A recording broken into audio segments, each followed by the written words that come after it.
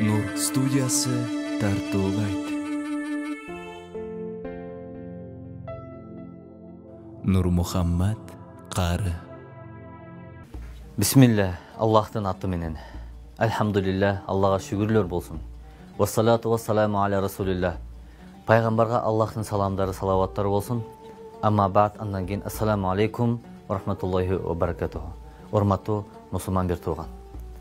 Алла таалам бұл дүйнөдө эң биринчи түшүрүлгөн кереметтүү аят бұл пайгамбарыбыз алейхиссаламга түшүрүлгөн. Иқра бисми раббикаллази халак. Окугунуң Аллахтын аты менен деп Алла таалам биринчи пайгамбарыбыз алейхиссаламга буйрук кылган. Урматтуу бир тууган, демек кереметтүү Куранда оку, илим ал деген аят биринчи түшкөн болсо, эзелтен анда мусулман баласы үчүн пайгамбарыбыз алейхиссалам өзүнүн хадисинде кийин баяндагандай: "Ал-илму, илим фаридатун, парз, милдеттүү нерсе. Аля кулли муслимин ва муслиматин." Ар бир момун мусулман эркекке, ар бир момун мусулман аялга илим алуу парз деп бекерден айтып кеткен эмес. Урматтуу бир тууган, пайгамбарыбыз алейхиссалам кийинки хадисинде айтып, Алла таалам кимге жакшылыкты кааласа, кимди сүйсө, кимге ыраа көрсө, ошол адамды дин жолунда алым кылып коет, илимдүү кылып коет деп пайгамбарыбыз алейхиссалам өзүнүн хадисинде кийин да улаган. Пайгамбарыбыз алейхиссалам өзүнүн хадисинде ушундай деп сүрөттөп баяндаган. Урматтуу бир тууган, ушул нерсеге ар бирибиз жакшылап көңүл бурсак, илим алган адам ушундай сыяктуу деген. Ыйман менен жүргөн адам ушундай сыяктуу деген. Ал кайсыл нерсе? Жамгыр жааганда жер үч жер болот деген. Бирөөсү жамгыр жааганда сууну кабыл алат дагы, андан кийин ошол нерседен мөмө жемиш чыгарып, ал нерседен адамдар пайдаланат. Экинчи жер жамгыр жайт, ал жерге суу сиңип, бирок эч кандай мөмө жемиш өстүрбөйт. Үчүнчү жерге жамгыр жайт, ал жерге суу да сиңбейт, жана башка жакка агып сел болуп көп адамдарды кыйратат.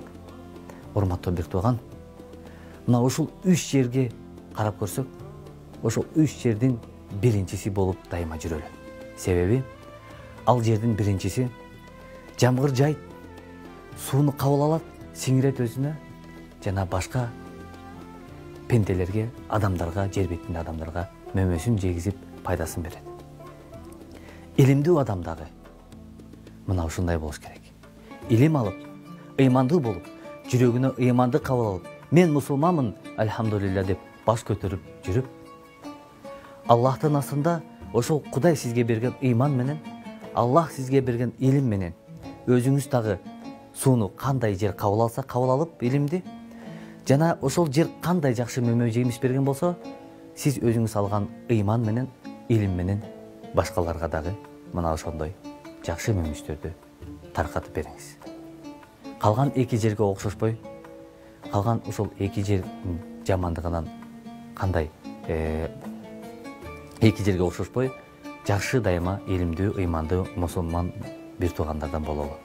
Урматтуу бир тууган, күндөрдүн биринде мен сиздерге окуя айтсам, азыркы учурда көптөгөн мусулман жаш жигиттер илим алат, бирок ортодон кичине кыйынчылык болгондо, жашоо турмушуна сыноо болгондо, же окуй албай калса, артка кайтып кетет. Эр жигит намыстуу, мен жигитмин, мен мусулманмын деген кыргыз баласы мындай болбош керек. Олуялардын бири күндөрдүн биринде илим алганы сапар тартып, барып окуп, жылдар окуп, такыр илим ала албай, кайра кайтып келип жатканда үйүнө, жолдо бир дарактын жанында отуруп эс алып калат. Ошол дарактын түйүндө чоң таш болот экен. Чоң ташка бир курт чыгып барып, эм үстүнө чыгайын дегенде кайра түшүп кетет.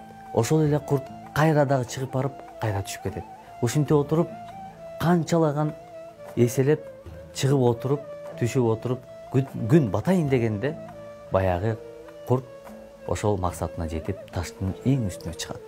Ошол куртту көргөн ошол олуя алым мен ушул курт чалык жокмун деп намыстанып кайрадан окуу жайына сапар тартып барып болгон күч аракетин жумшап илимин бүтүрүп келип өзүнүн эл жерине алган илимин таркатып көп адамдарга пайдасын тийгизген.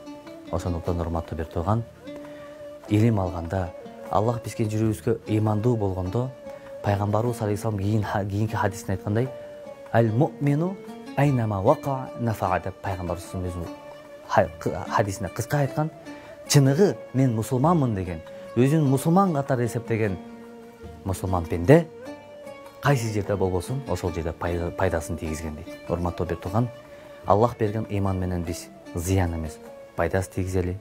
Аллах берген илим менен биз зыян эмес, пайдасын тийгизели. Ассаламу алейкум ва рахматуллахи ва баракатух.